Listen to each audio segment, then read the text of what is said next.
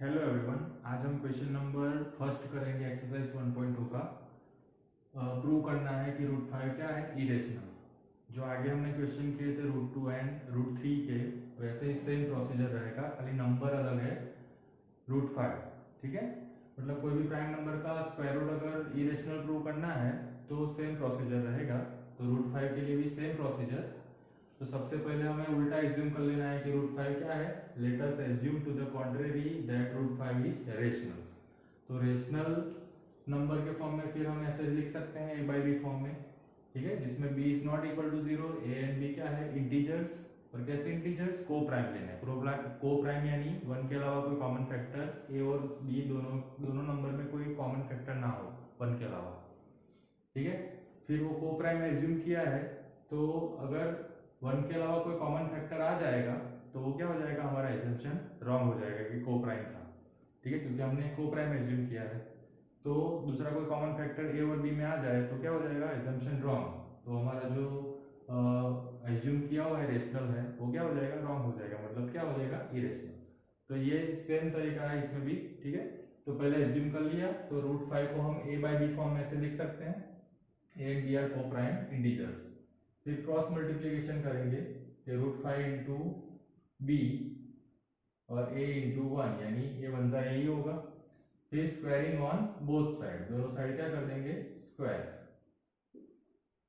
ठीक है। स्क्वायर करेंगे तो रूट 5 का स्क्वायर 5 हो जाएगा, b स्क्वायर, a का स्क्वायर a स्क्वायर, ठीक है। तो हमारा थियरम 1.2 क्या कहता है कि if a square is divisible by 5, hence a is also divisible by 5। क्यों, इसके ऊपर से कि इसको हम ऐसा लिख सकते हैं ना कि b square is equal to a square upon divide by, multiplication से कहा जाएगा डिवीजन में, ठीक है।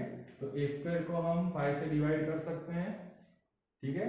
तो इसीलिए हम a को भी क्या करेंगे, 5 से डिवाइड कर सकते हैं, ठीक है। तो एग्जांपल भी मैंने लास्ट टाइम दिया था, कोई भी नंबर ले लो, सपोज 12 और 12 का स्क्वायर 144, तो इसको हम 3 से डिवाइड कर सकते हैं, तो इसको भी हम 3 से डिवाइड कर सकते हैं, इसके स्क्वायर को भी।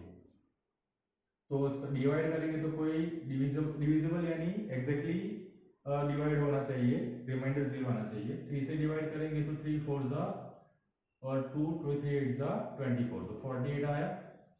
मतलब ये वैल्यू क्या होगी, अगर ए स्क्वायर को हम डिवाइड करेंगे 3 से, ठीक है, तो ये नंबर आया जैसे, ठीक है। तो ये क्या हो जाएगा आपका बी स्क्वायर। वैसे ही हम 3 को 4 जा 12, यानी इसका आंसर क्या आ जाएगा, 4। मतलब कोई ना कोई आंसर आएगा, डिवाइड करेंगे तो a डिवाइड बाय 5 करेंगे तो कोई ना कोई आंसर आएगा। वो क्या लिया है हमने, c, कॉमन है इसलिए, जनरली लिखना है इसलिए, कोई नंबर नहीं है तो कोई c, इसको फिर क्रॉस मल्टीप्लाई कर देंगे तो इसका आंसर क्या आ जाएगा, a is equal to 5 into C. तो ऐसे फॉर्म में हम लिख सकते हैं 5 से डिवाइड करेंगे तो, ठीक है। तो c क्या होगा सर, वहां पे सम कोई इंटीजर। फिर ये जो वैल्यू है ये किससे लिया हमने, थ्योरम 1.2 से, ठीक है। और ये वैल्यू हमें इसमें सब्स्टिट्यूट कर देनी है, किसकी जगह पे, a की जगह पे, ठीक है। तो a का स्क्वायर यानी 5c का स्क्वायर, a की जगह पे 5c रख दिया, तो 5 का स्क्वायर 25, c का स्क्वायर c स्क्वायर। फिर ये मल्टीप्लाई में से कहाँ जाएगा, डिवीजन में, ठीक है। तो नीचे जाएगा तो क्या हो जाएगा, यहाँ से भी डायरेक्ट कट कर सकते, 5 5 जा 25 और 5 1 जा 5, तो B square into 1 B square ही होगा, और यहाँ पे 5c स्क्वायर, ठीक है। तो इसको भी हम ऐसे लिख सकते हैं कि b square divide by 5 is equal to c square.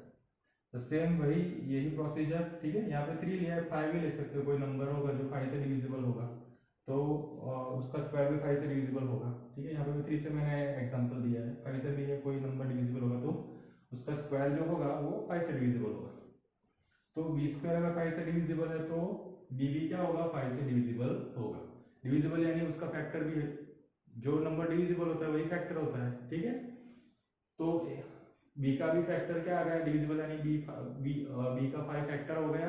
Similarly a का भी ये फैक्टर हुआ 5, मतलब a एंड b का फैक्टर क्या हो गया, 5, कॉमन फैक्टर हो गया दोनों का। जबकि हमारा एजम्पशन क्या था, को प्राइम इंटीजर्स था, मतलब 1 के अलावा कोई कॉमन फैक्टर नहीं, जबकि यहाँ पे 5 आ गया, मतलब हमारा एजम्पशन क्या हो गया, wrong, but it contradicts our assumption that a and b are co primes. This contradiction क्यों हुआ? क्योंकि हमने गलत एजम्पशन लिया था, इनकरेक्ट एजम्पशन। रूट 5 क्या है? रेशनल। देयरफॉर कंक्लूजन क्या निकला? Therefore we conclude that root 5 is irrational. ठीक है, तो तीनों क्वेश्चन सेम तरह के यही है। दूसरे क्वेश्चन है जिसमें एडिशन सब्ट्रैक्शन के फॉर्म या डिवीजन के फॉर्म में होगा, वो भी हम देखेंगे वन बाय वन। ठीक है, तो होप सो आपको ये क्वेश्चन भी अच्छे से समझ में आया हो। Thanks for watching. Next question हम नेक्स्ट वीडियो में